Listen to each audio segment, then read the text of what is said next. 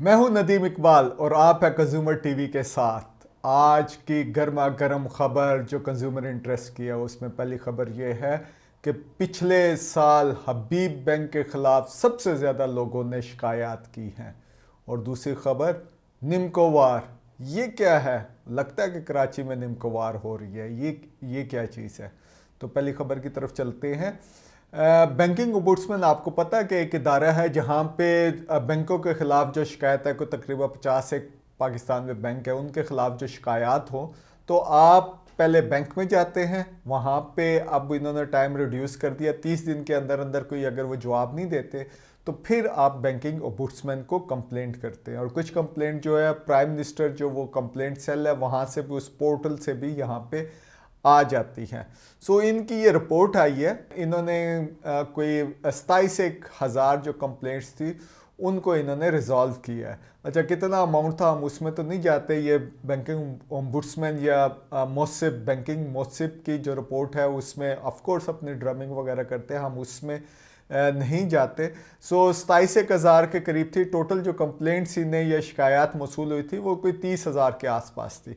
लेकिन जो चीज़ आपको मेन स्ट्रीम मीडिया में नहीं नज़र आ रही वो ये है कि कौन सा बैंक है जिसके खिलाफ सबसे ज़्यादा कंप्लेंट्स रिसीव हुई हैं और ओम्बुड्समैन तक पहुंची है। यानी 30 दिन पहले उनको दिया गया कि ये कंप्लेंट को एड्रेस करें और 30 दिन में वो एड्रेस नहीं हुई और उसके बाद फिर बैंकिंग ओम्बुड्समैन के पास पहुंची हैं, तो वो उनका नंबर जो है हबीब बैंक के ख़िलाफ़ सबसे ज़्यादा है और उसका नंबर जो आ रहा है वो कोई 6,568 कंप्लेंट है। यानी 6,500 कंप्लेंट्स काफ़ी ज़्यादा है। 2 कंप्लेंट्स पर डे है और वो एड्रेस भी नहीं कर रहे। फिर जो दूसरे नंबर पे 3,000 की कैटेगरी आती है, तो 3,000 में जो मिज़ान बैंक है उसके ख़िलाफ़ 3,569 कंप्लेंट है, यानी 3,500 कंप्लेंट्स आ गई। फिर 3,000 प्लस हमारे जो बैंक्स है उसमें यूबीएल आ जाता है, उसमें 3,358 कंप्लेंट्स हैं। फिर आपके पास नेशनल बैंक ऑफ पाकिस्तान के ख़िलाफ़ 1,600 के करीब कंप्लेंट्स आपको नज़र आ रही है। जेएस बैंक के ख़िलाफ़ 1,000 प्लस है। फैसल बैंक के ख़िलाफ़ 1,400 प्लस है। इसी तरीके से आपको 2,411 जो कंप्लेंट नज़र आ रही हैं वो बैंक अल-फलाह के ख़िलाफ़ नज़र आ रही हैं। फिर 1,006 जो है बैंक अल हबीब के ख़िलाफ़ नज़र आ रही है। फिर 1,883 जो कंप्लेंट्स हैं अलाइड बैंक के ख़िलाफ़ नज़र आ रही है। सो लगता है the more bigger the bank the more या मोर लार्जर द कंप्लेंट्स आर। अच्छा, फिर हम ये भी देखते हैं इस रिपोर्ट के अंदर जो हम लोगों ने एक्सेस की है, ये मेन स्ट्रीम में आपको ये चीज़ें इसलिए नहीं नज़र आती क्योंकि वहाँ पे डिपेंडेंसी होती है इनके इश्तहारात के ऊपर। वैसे भी वो जो सेल्फ सेंसरशिप है वो हमारे मेन स्ट्रीम मीडिया में काफ़ी हद तक पेनिट्रेट करके है। और दूसरा, अक्सर जगहों के ऊपर कोई बहुत वाइब्रेंट सैलरीज वगैरह नहीं होती, सो ज़्यादा रिसर्च वगैरह कम ही की जाती है। सो ये फैक्टर्स है, वहाँ पे ऐसी खबरें नहीं आती। लेकिन हम आपको ये दिखा रहे हैं और ये रिपोर्ट से ही आपको नज़र आ रहा है जो इंटरनेट बैंकिंग है, ई कॉमर्स है, मोबाइल बैंकिंग है, मोबाइल ऐप है या डिजिटल बैंकिंग है, उसकी कंप्लेंट्स की जो तादाद है उसमें इजाफा हो रहा है। अब ये 4,000 प्लस 4,500 से भी ज़्यादा कंप्लेंट आ रही है, जो पिछले साल 4,000 थी। सो इसमें इजाफा हो रहा है। फ्रॉड्स की जो कंप्लेंट है वो भी इजाफा हुआ है, वो 4,000 प्लस में चली गई हैं। यह आपको टेबल नज़र आ रहा है। फिर कंज्यूमर प्रोडक्ट्स हैं, credit cards, debit cards, personal, auto, agriculture के जो लोन्स वगैरह है वो कोई 2,800 के करीब नज़र आ रही है। इसी तरह अकाउंट रिलेटेड जो है ब्लॉकेज कर दिया जी, बैंक ने बताया नहीं है, वो 3,000 प्लस कंप्लेंट्स नज़र आ रही है। सर्विस इनएफिशिएंसी, डिलेज हो रही हैं, ये जो कंप्लेंट्स हैं ये कोई 2,500 नज़र आ रही है। एटीएम्स रिलेटेड जो कंप्लेंट है ये 2,000 से ज़्यादा है। Foreign currency account, bank guarantees, remittances वगैरह जो आपके करते हैं ये कोई 700 के करीब कंप्लेंट हैं। इंश्योरेंस हो गई, ये कोई 400 के कैटेगरी में आ रही हैं। ग्रास नेग्लिजेंस वगैरह जो केसेस है वो 318 के करीब आ रहे हैं। इसी तरीके से पैरेलल बैंकिंग जो है 87 के करीब कंप्लेंट आ रही है। अच्छा, जो प्राइम मिनिस्टर पोर्टल से भी ये कंप्लेंट रिसीव होती है वो कोई 7,193 कंप्लेंट्स हैं। सो ये आपको कैटेगरीज नज़र आ रही हैं। हम ये चाहते हैं एक तो ज़्यादा से ज़्यादा ये डाटा आप एनालाइज करके बैंकिंग ओम्बुड्समैन रखें और प्रिवेंशन की तरफ ज़्यादा ध्यान दें। वो जो क्रेडिट ये लेते हैं कि भाई पिछले साल इतनी कंप्लेंट आई थी, इस साल हमने इतनी करती हैं, और जितना जितना अमाउंट था वो कैलकुलेट करके कहते हैं हमने इतना रिड्रेस जो है वो कंज्यूमर को इतना पैसा जो है वो रिकवर कर दिया। इससे हट के नेचर ऑफ कंप्लेंट्स की तरफ जाए। एक अच्छी चीज़ ये आ गई है कि डिजिटल जो बैंक्स हैं, जो स्टेट बैंक ने अब 5 के करीब डिजिटल बैंक्स भी आ गए। मेरे ख्याल में आपको वहाँ पे प्रेजेंस नहीं है, अभी आहिस्ता आहिस्ता रिवील हो रहे हैं। लेट्स सी कि उनके खिलाफ जो शिकायत होंगी वो भी अम्बुड्समैन के पास जाएंगी। सो इन अम्बुड्समैन ने या जो ये बैंकिंग मुतसिब हैं, इन्होंने बिल्कुल सही तरीके से हाईलाइट किया कि ये अपनी भी जो इस्तेदाद है या कैपेसिटी है उसको इन्हेंस कर रहे हैं, क्योंकि ये बैंकिंग सेक्टर काफ़ी कॉम्प्लेक्स हो रहा है और अब ये ग्रो करना शुरू करेगा। क्योंकि ये पॉलिसी रेट अगर जो 10 से नीचे अभी 12% के आसपास है, लेकिन पॉलिसी रेट यानी जिस रेट के ऊपर आप ये लोन वगैरह लेते हैं कम होता है, तो ये काफ़ी सारे कंज्यूमर के लिए प्रोडक्ट्स आएंगी। अदरवाइज तो पहले तो सिर्फ आप पैसे जमा कराने और लेने के लिए ही जाया करते थे और उसके ऊपर आपको मार्कअप मिल जाता था, 22% तक मार्कअप गया। सो कोई चिल आउट ही थे। अब थोड़ा काम करना पड़ेगा, इकॉनमी को चलाना पड़ेगा।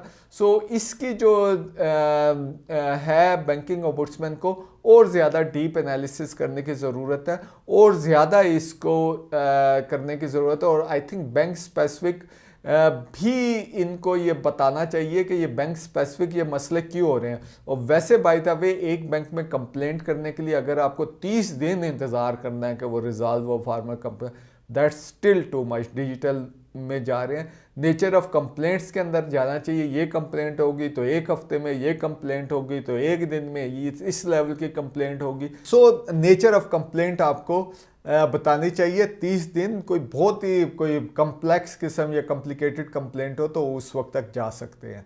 दूसरी खबर की तरफ चलते हैं। निम्को वार, ये क्या चीज़ है?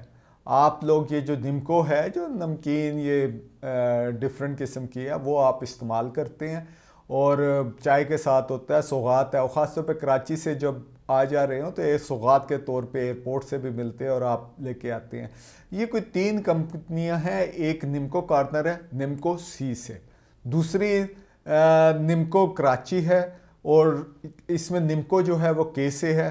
फिर निम्को कॉर्नर है, वो भी निम्को कॉर्नर जो है के से है। सो इनके दरमियान एक वार हुई है जिसमें निम्को कॉर्नर सी से, आपको ये इमेजेस भी नज़र आ रही है, उसने कंप्लेंट किया कि उनका जो ट्रेडमार्क है जो निम्को के नाम से उन्होंने लिया था वो 1972 से यानी 1972 से है और ये इनका ट्रेडमार्क यूज़ कर रहे हैं। ना सिर्फ ये ट्रेडमार्क यूज़ कर रहे हैं बल्कि ट्रेड ड्रेस भी यूज़ कर रहे हैं। अच्छा, ट्रेड ड्रेस क्या होता है कि उस किस्म की जो उनकी पैकिंग की कलर है, स्कीम है, वो भी इस्तेमाल कर रहे हैं। अगर पीला रंग है तो पीला छोटा कर दिया है, तो लाल है तो वो इस तरीके से जो कंज्यूमर है वो डिसीव हो रहा है। सो क्रेडिबिलिटी जो है निम्को सी वालों की है और वो कहते हैं कि उन्होंने इश्तार वगैरह भी चलाए हैं और बहुत पुरानी कंपनी और उन्होंने अपने नाम को इस्टेब्लिश किया। और लेकिन ये वाली जो कंपनियां आ गई हैं इन्होंने डिसेप्टिव मार्केटिंग की है और इसके अलावा उन्होंने इनके ट्रेड मार्क की कॉपी की है और इनके ट्रेड ड्रेस की यानी टोटल जो पैकेज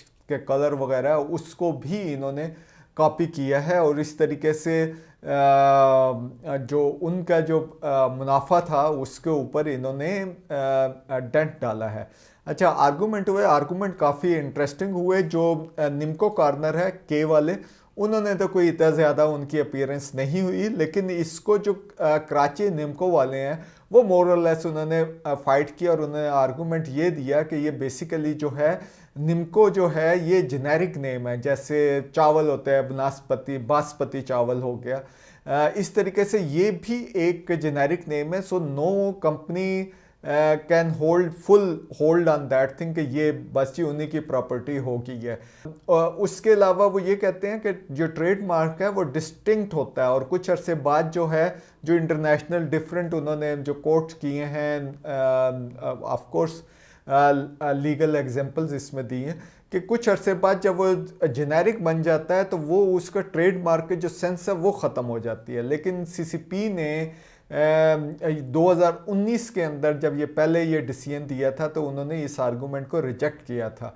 अब वो एपलेट ट्रिब्यूनल में गया तो एपलेट ट्रिब्यूनल ने भी दो एक दिन पहले उसने इनकी अपीयरेंस वगैरह नहीं हुई तो उन्होंने ये रिजेक्ट कर दिया। सो अब तकरीबन जो कराची वालों को हैं उनको कोई 2 करोड़ का जुर्माना हो गया कराची निम्को, और जो निम्को कॉर्नर के वाले हैं उन्होंने कोई इतना ज़्यादा कंटेस्ट भी नहीं किया, उनको कोई 25 यानी 2.5 करोड़ 25 मिलियन के करीब उनको जुर्माना हुआ है, और उनको कहा है कि ये फ़ौरन ये चीज़ें ख़त्म करें और तेज़ी से इसको इम्प्लीमेंट करें और उसके बाद ये रिपोर्ट वहाँ पे दें। सो आपको ये कराची निम्को की भी वो जो ट्रेड ड्रेस है ये चंद दिनों में आपको चेंज होते हुए नज़र आएंगे। इसी तरीके से निम्को कॉर्नर के वाले जो हैं उनका भी ट्रेड ड्रेस नज़र आएगा। सो मेरा ये अपना ख्याल है कि ये जो जेनेरिक आइटम का जो आर्गूमेंट है ये आगे और चलेगा।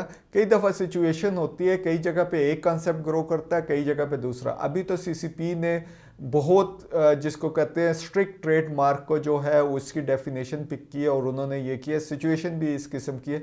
लेकिन ग्रेजुअली ये जैसे जैसे और चीज़ें चलेंगी तो इसके ऊपर आई थिंक वो जो जेनेरिक वाला है वो आर्गूमेंट उसके ऊपर और ज़्यादा आर्गूमेंट बिल्ड होंगे और वो केस स्ट्रांग होगा।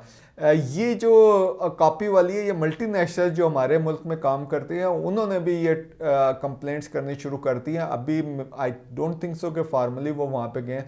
वो कह रहे हैं हमारे जूसेस पैकेट्स हो गए या जो मिनरल वाटर की बॉटल्स हो गई हैं, इसकी जो ट्रेड ड्रेसिंग है इसको वो कॉपी किया जाता है।